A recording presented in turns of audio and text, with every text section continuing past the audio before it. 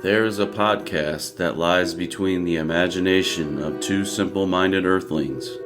Travel with these two longtime friends, Jimbo and 80s E, as they attempt to explore the fifth dimension. Follow along with them as they take the key and unlock the door to the vast space between shadow and substance. This podcast is one of trivia, of insight, and of sounds and ideas from one of the greatest television shows ever produced. You are embarking on a timeless journey. There is your signpost up ahead. You are entering the tragedy of cinema's Twilight Zone.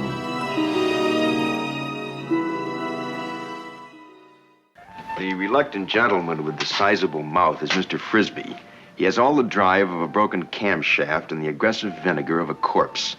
As you've no doubt gathered, his big stock in trade is the tall tale. Now, what he doesn't know is that the visitors out front are a very special breed, destined to change his life beyond anything even his fertile imagination could manufacture. The place is Pitchville Flats. The time is the present. But Mr. Frisbee's on the first leg of a rather fanciful journey into the place we call the Twilight Zone. All right, guys, welcome back to the Tragedy of Cinema podcast. I'm your host, Jimbo, and this is the Twilight Zone series, and I'm joined by Archimedes Bond. This is old Archimedes Bond in Texas. And old Stonewall 80s. Old Stonewall 80s Frisbee. Yeah. What do you guys think about this episode? It's better than the last one. Good one. Semi-decent. I agree. Bad. Well, let's launch into it, and we'll find out more about it, all right? This episode entitled Hocus, Pocus, and Frisbee. This is the Twilight Zone season number 3, episode number 30. And it comes with an IMDb rating of 7.4 on your dial. And this episode was directed by Lamont Johnson, one of the favorites in the Twilight Zone. And the story is by Frederick Lewis Fox. And adapted teleplay was by Rod Serling. This one I actually have a name for featured music.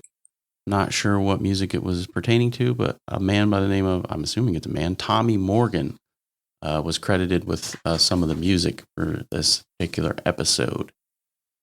The original air date for this episode was April the 13th, 1962. And let's talk about a couple days of rehearsal and days of filming. So just some little sidebar notes. On February the 26th, Andy Devine arrived for a wardrobe. I'm sorry, February 26th. Did I say that correctly? Andy Devine arrived for a wardrobe fitting and start rehearsals. On February the 27th, the actors playing the aliens were fitted for wardrobes. On the same day, a casting call was made for 4 clean-cut men to play aliens who stand in the background during Frisbee's introduction inside the flying saucer.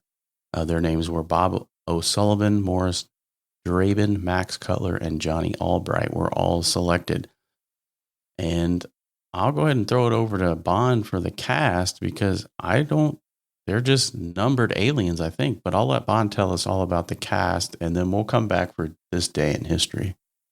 Yeah, you're right, man. This one actually has a decent amount of people in it. This one has a decent amount of aliens in it.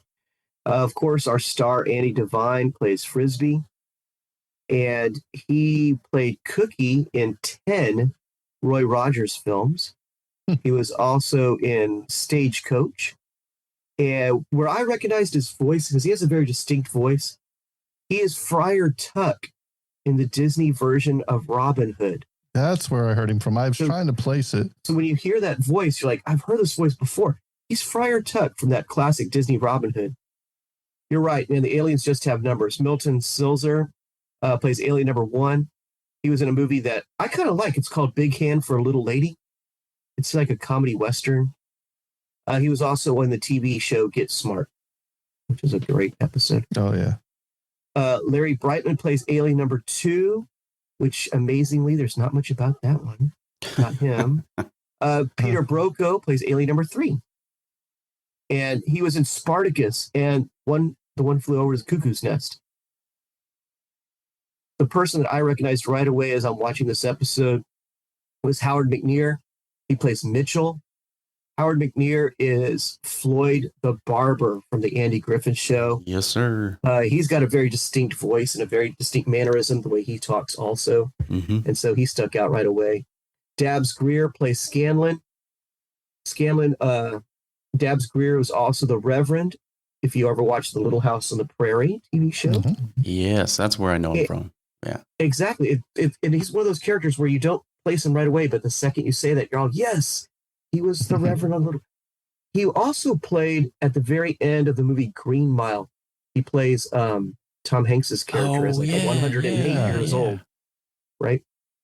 Tom Hanks in that movie at the end is 108, and Dabbs Greer plays Tom Hanks's character.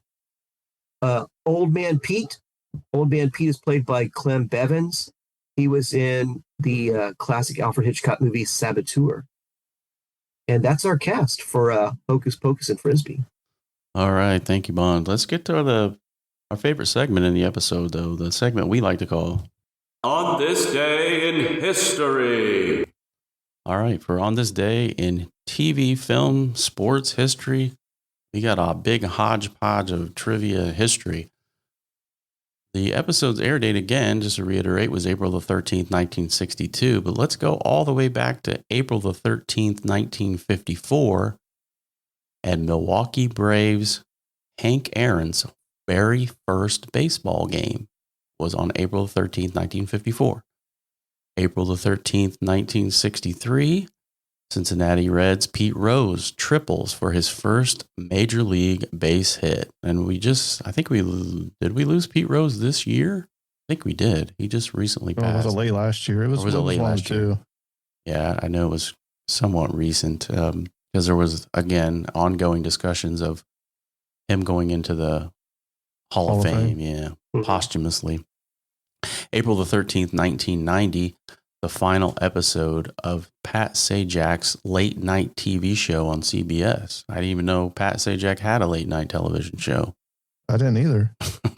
I did, but it's not the same Pat Sajak you think it is. It's not from Wheel of Fortune? No, I don't think it's the same Pat Sajak. I think it's a different Pat Sajak. Okay. There can't be that many people named Pat Sajak. You don't think so? Okay, maybe it's the same one. I have to look that up because I'm not familiar with that. All right, see if they actually have it. You continue with this day in history. All right. April the 13th, 1994, asteroid 7373 Takei, how do you pronounce his last name, was discovered and named after Star Trek actor George. Is it Takei or Takai? Takai. It's Takai. Okay. Oh, my. So, April the 13th, 1997, 61st U.S. Masters Tournament, Tiger Woods, he wins his first major title after a record 12 strokes ahead of Tom Kite in the fourth round, 270 total score, which put him at minus 18, and that is a tournament record. Can you imagine 18 strokes under how good was he back then? Back then, he was really good. Love watching Tiger Woods. Unstoppable. They thought he was going to break all the records. And he should have. He should have. He just controlled his vehicle. His vehicle, his urges, his drinking. Yeah, all that. His injuries. What's the name of the restaurant he was at with the waitress? I don't know. I don't remember. Cracker Barrel? No.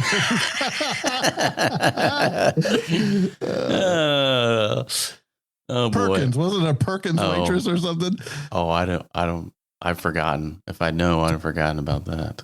All right. So April the 13th, 2000, Rock for the Rainforest benefit concert. It was held at Carnegie Hall in NYC, and it included some big names like Sting and Elton John, James Taylor, Stevie Wonder. As previously mentioned on this podcast, one Ricky Martin, Billy Joel, Gladys Knight, and many, many more. So that was a big benefit concert in the year 2000 on April the 13th. And they did it again, I think, like a year later. It might have been for 9/11. I think I read that somewhere. April the 13th, 2009. U.S. record producer Phil Spector. You guys remember this story? Remember this guy? Phil Spector, he's found guilty of second-degree murder of actress Lena Clarkson in 2003. That was kind of a big story back in 2009. I think he murdered her like in his house or something like that. And I don't remember a lot of details. Let me give you a couple birthdays, and then we'll move on with our episode. So April the 13th, 1964, another golfer, American golfer, Davis Love III. He was born in Charlotte, North Carolina in 1964 on April 13th, not 2 years after this episode. April the 13th, it doesn't give a date of birth.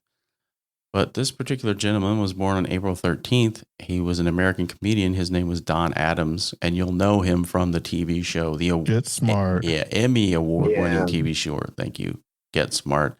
Tennessee Tuxedo, the Bill Dana Show. He was born in New York City.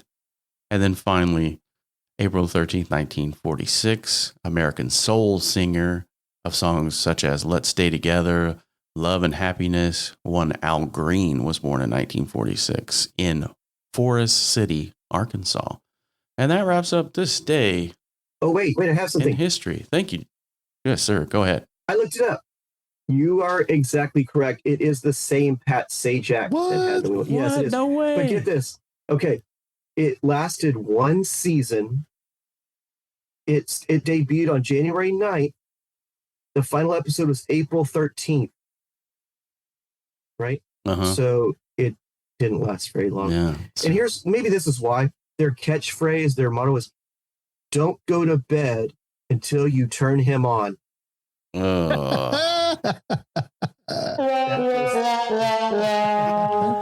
that's what we give to the Pat Sajak show, right? Yep. All right.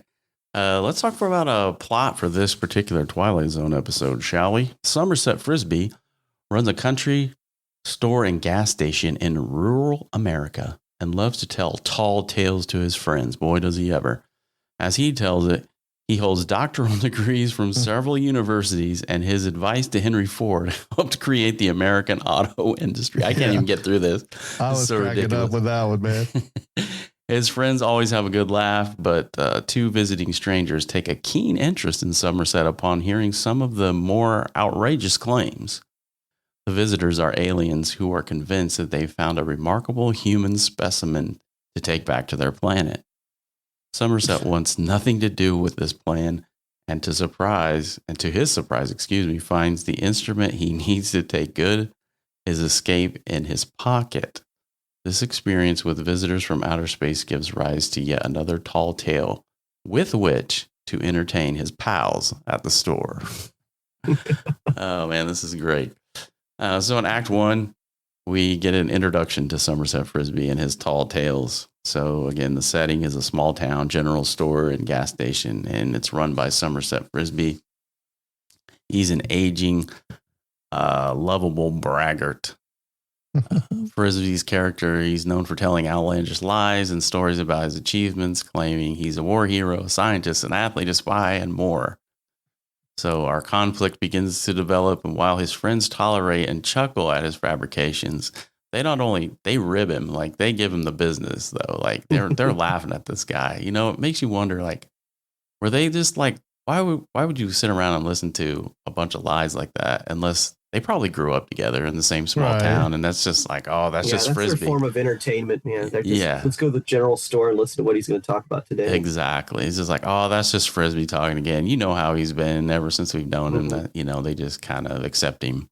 I really like at the beginning when he's talking about the bombings or whatever in the war, and he's like, "But you just said you were walking across here from here to here. How did you get there to there?" Yeah, you got from Paris. You can't get to Germany. Yeah. To Hamburg from Paris in 90 minutes or something like that.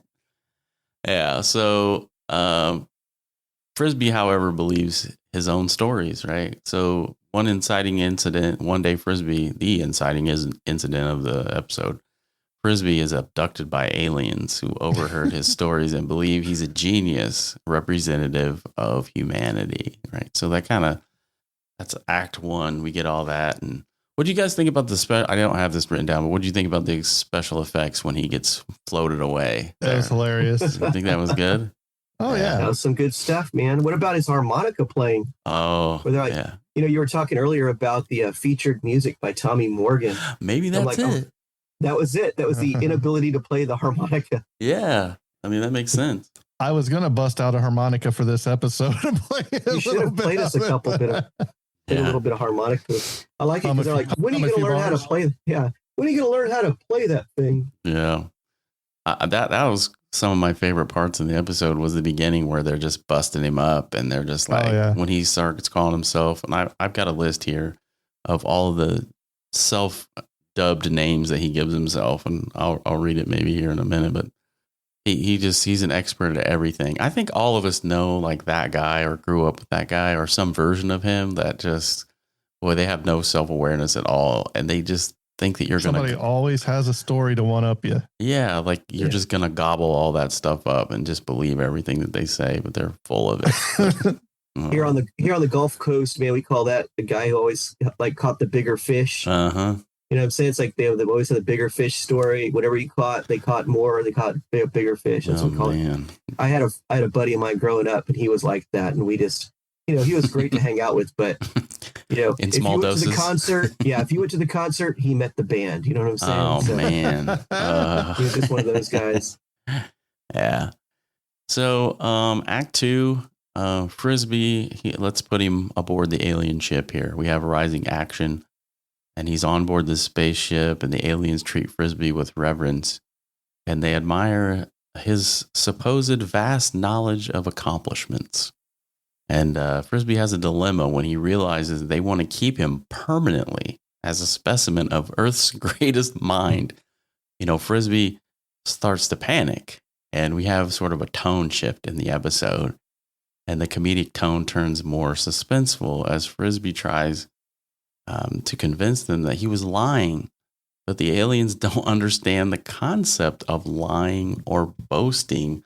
And so let's hear from Frisbee. I'm just an old country boy with a big mouth. Oh, come now, Mr. Frisbee. You do yourself a terrible injustice.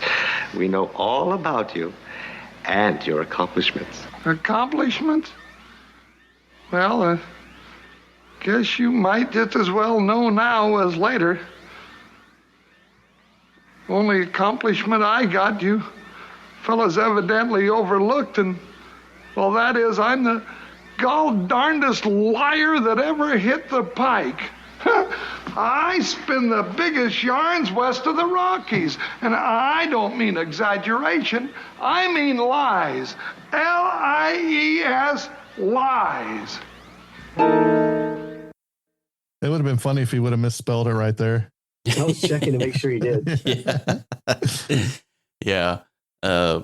So to his credit, he admits that he's a big fat liar. He's not self-deceived. He understands, I guess, on some level what he's doing. So the turning point comes later on the alien spaceship when Frisbee pulls out a harmonica, right? Used early for comedy relief back in the general store. And when he plays it, the sounds, this is really cool. It physically repels the aliens, and because they are vulnerable to the sound. But I don't want to leave. As I'm reading this, I remember one. What did you guys think about this? The second special effects part where he punches the alien in the face and his face falls off. That was awesome, man. That was really cool. Yeah. And the aliens kind of look like almost like those pig faces. That's exactly what I was thinking. I was thinking maybe they're like the similar race to that alien pig face race. You see in one of the other episodes, Yeah. The Eye of the Beholder. Eye of the Beholder. Thank you. That's the first thing I thought of when I saw him. I was like, hey, that's the Eye of the Beholder species. Yeah, a little bit different, but I see that real now. Close. Yeah, I see that now. So that kind of brings us to the end of Act 2. He plays the harmonica, and the aliens, they have convulsive reactions, and they go down, they're weakened, and then what does he call himself? I forget. He says, mile a minute Frisbee. That's what he says at that point. And he starts running. It was even the way he ran out of the spaceship was funny. It was comedic. Oh, yeah. And then he's like, the funniest thing too is when he gets out of the ship and he runs by the tree and he takes the harmonica out of his pocket and he kisses it and he puts it back in like, oh man, that's my lifesaver. That part cracked me up. So he's safe off the alien ship and we come to Act 3. again, I'm just going to repeat myself. They used the harmonica to escape the ship and he returns to Earth. Only a harmonica could be more annoying than one of Frisbee's tall tales. Someone wrote that in as a quote. So the falling action after the fact, he tries to tell everyone about the aliens, but no one believes him. After all, he's a compulsive liar. So if you remember, he comes back to the general store and all of his buddies are there. And what are they doing? They're throwing him a surprise birthday party. And they give him a gift. And it was like a trophy that says world's greatest liar. Greatest liar. Something like that. Something like that. Well, one of his buddies says, they were kind of wondering where he disappeared to because he was gone for a while. And they're like, where were you, on the moon? Yeah. Like, where were you on the moon? Well, that's pretty close. Yeah, right. You'll never believe. You'll never believe it. Yeah. And so, again, the town throws him a surprise birthday party. Despite everything, Frisbee slips back into his old habits and resumes bragging. And the episode closes with Rod's typical commentary on human nature and the truth. I think he references the boy who cried wolf or something like that in his post speech. Guys, anything else that stuck out to you as far as the episode goes? Things that you liked? For me, this episode was fun. It was fun all the way through it. Very interesting. Most of the time, I'm like you guys. I'm really not really big on the comedy episodes of Twilight Zone, but I think this one was done pretty well. It was very lighthearted. I wouldn't recommend this as hey, you've never seen the Twilight Zone before? I've got a great episode for you. Yeah. So I wouldn't recommend it as a first episode, but if you're a fan of the show, I think this is a good one. Yeah. The title, terrible. Hocus Pocus and Frisbee? Yeah, I agree. That's a terrible title. And how about the fact that the way they defeat the aliens is exactly the same plot as Mars Attacks? Oh, is it really? The movie Mars Attacks, the way they defeat the Martians is they blast Slim Whitman songs or something. His yodeling cowboy songs, and it literally makes the Martians' heads explode. And so when I was watching this, I was like, wait a minute, that's what Mars Attacks does. It's just the sound of his harmonica is enough to repel them back physically where he's able to escape. But overall, I thought this was a fun episode, man. It's got aliens, and I like aliens and monsters, so it hits that note for me. Yeah. So overall, I liked it. All right. Jimbo, you want to reserve comment, or I can throw some trivia in? Yeah, go ahead, throw some Dealer's trivia. choice. All right, let's give you a few trivia facts here. This one's kind of neat. Having been born on October 16th, 1879, Clem Bevins, or Pete, the old man in the episode, he was the earliest born actor to appear in the series. This was also his final credited role. So he would have been almost 100, 1962, 18. Yeah, I'm not good at math.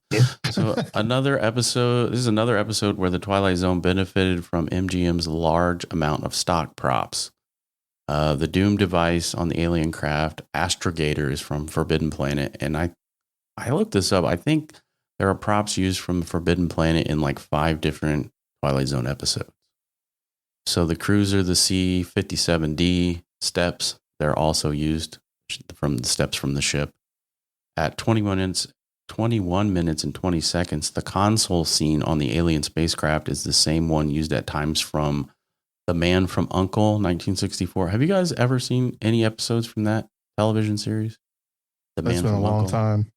I've never seen. I don't think I've ever seen any of that. I just know it's been referenced a couple of times here lately, and I don't think I've ever seen an episode of that particular show. The high test radon gasoline sign featured on the front of the pump at the Frisbee's general store. So the gas pump, it was the same prop that was reused many times at MGM Studios. In the first season episode, The Hitchhiker, Rayton batteries were promoted on the sign at the gas station. So if you remember all the way back from season 1, so that must have been a popular brand back in the day. The barbershop is seen right next to the general store, and one of the old men, a character named Mitchell, played by Howard McNear, as Bond referenced. He was not reprising his role of Floyd Mayweather from the Andy Griffith Show. No matter what this says, regardless of what some trivia books state, I guess this wasn't a ploy to like reprise his Floyd role as a barber in this fictional Twilight Zone town. And once again, the flying saucer featured in this episode was from Forbidden Planet. I think I had something in here. And the globe at the center of the interior of the spaceship was the same from the motion picture and in the episode Third from the Sun. So the globe was also in Third from the Sun. Here it is. This is one I was looking for. The car in the episode, to the best of my knowledge and chat and Google, it appears to be a Renault Carvel. You know, I love the cars. So it was called a Renault Carvel. This vehicle actually was a rear engine car. So there's that for all the car buffs out there. Leonard Hoffman of the Tucson Daily Citizen reviewed this episode, commenting, "This week's injection of whimsy makes for a mild diversion that doesn't measure up to the impact of straight shocker plots." So I don't know if that's like a criticism or he's saying like it could have been better, but he really didn't enjoy it. You know, that's how reviewers are. They kind of leave it up in the air. Was there a twist in this episode? A Twilight Zone twist? The harmonica, maybe? Maybe. So according to this episode, details the nicknames. They include Old Inflating Frisbee, Old Cumulus Frisbee, Old Archimedes Frisbee, Old Rear Engine Frisbee, Stonewall Frisbee, Old Rocket Thrust Frisbee, Old Liquid Propellant Frisbee, and Old Mile a Minute Frisbee. So there you go. He refers to himself many times as old. I guess there's a couple goofs in this episode. When Frisbee leans over the windshield of the convertible, a crew member is visible in the window of the store. I didn't see that, but maybe it's there. That pretty much wraps up any trivia points. Let's talk about questions and observations, and we can discuss. What is the episode saying about the nature of lying and exaggeration? And I'll just leave you with the immortal words of another TV great, George Costanza, when he said, "It's not a lie if you believe it." You know, is that true? Like, it's only a lie if you believe it, right? And we all talked about there are people that we know that just, boy, their version of the truth is probably a lot different than ours. But sometimes it can be funny. I think all of these lies that he told were harmless because they were so outlandish. All of his buddies knew that they were lies. And so I really didn't see any harm other than aliens coming down and saying, "We're going to take you away." But I really didn't see any harm in the lies told in this one. So I don't know if there was a lesson about don't lie or else aliens will come get you. You know, other than that, I really thought the lying was pretty harmless and kind of funny in this one. Yeah. Why do the aliens want to take Frisbee as a representative of Earth? Does this episode mock the idea of judging a whole species by one individual? That was something I thought, oh, okay. They want to mock a whole species. And then another question I had is what we talked about a little bit. Why a harmonica, right?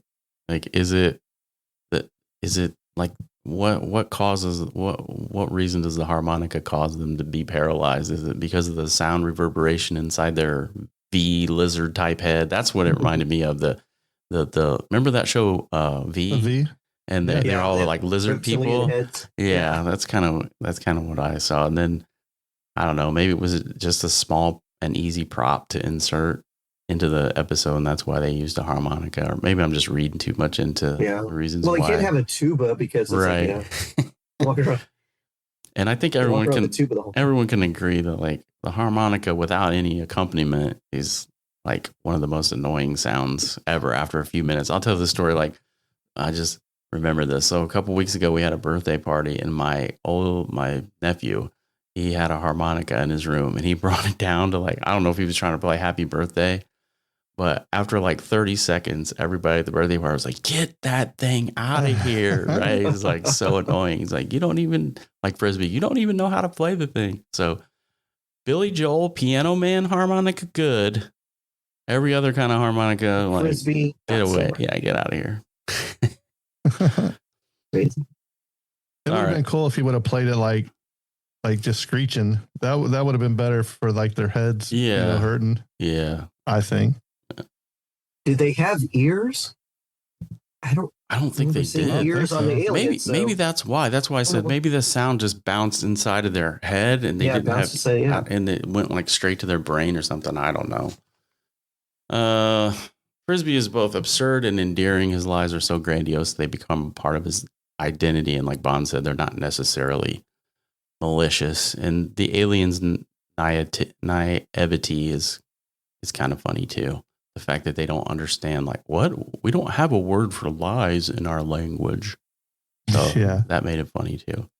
All right, I'll break it down. I'll let Bond go first. Rate, review, prop review, props. All right, man. Tell us what you think. I like this episode. I thought it was pretty funny overall. I love small town America. Right, I love that rural small town America feel. I'm a big fan of like the Andy Griffith Show and all those kind of shows. So you put this episode in a small little backwoods town. I love that. I thought Frisbee's voice was very annoying but entertaining. It's annoying but entertaining. It's like he lost his voice a week ago and it's just coming back. That's what it sounds like to me. But overall, I like this episode, man. I think I could take the car and steal your prop piece. Oh. I could take the harmonica and steal Jimbo's prop piece. That's not my prop piece, Bob. But I'm not going to do it. Not going to do it. Not going to do it. Not going to do it.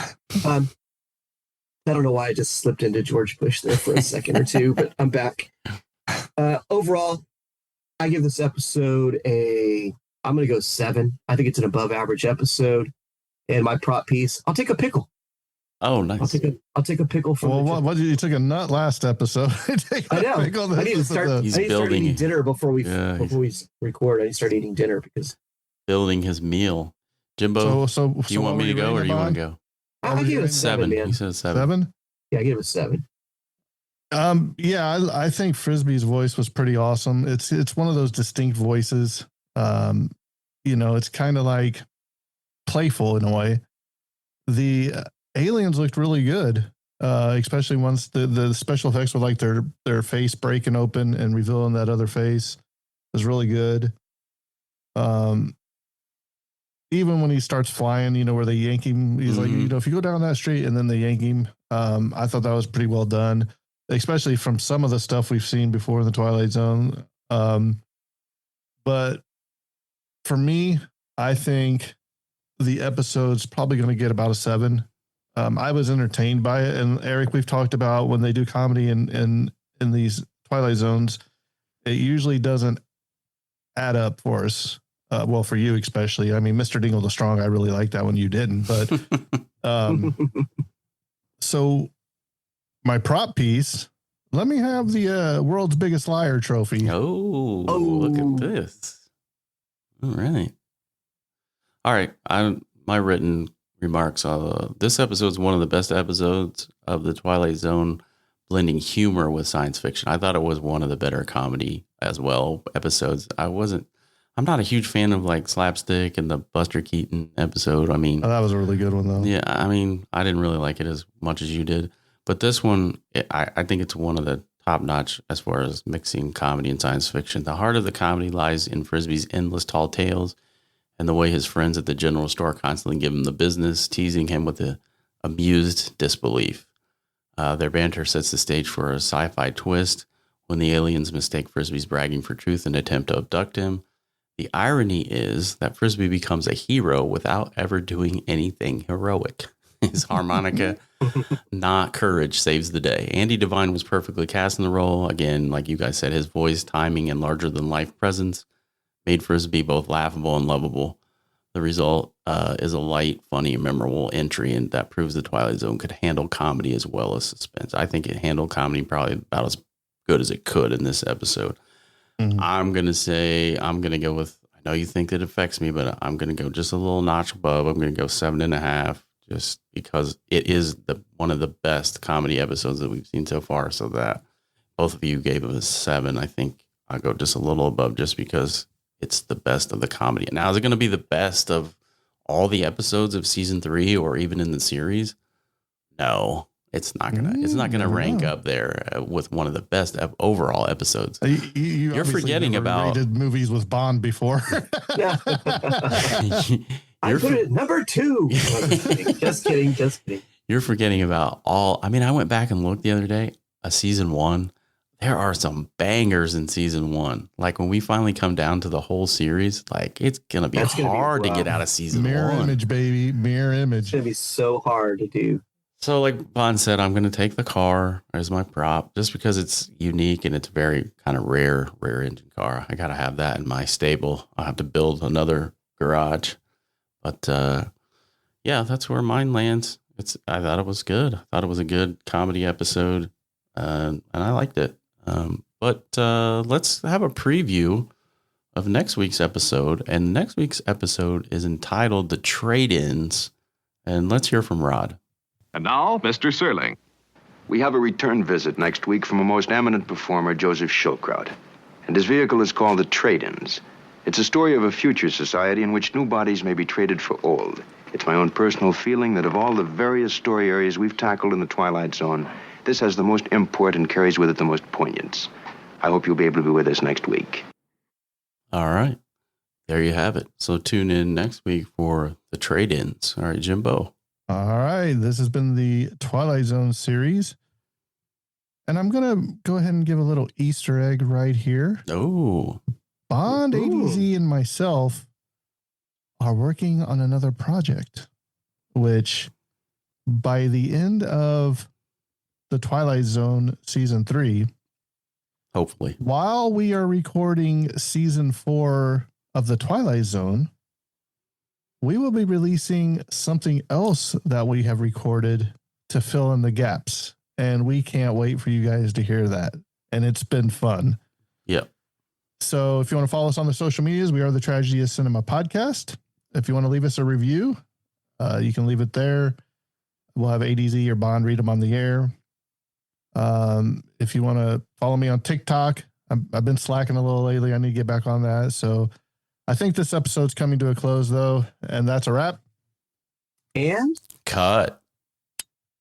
Mr. Somerset Frisbee, who might have profited by reading an Aesop fable about a boy who cried wolf. Tonight's tall tale from the timberlands of the Twilight Zone.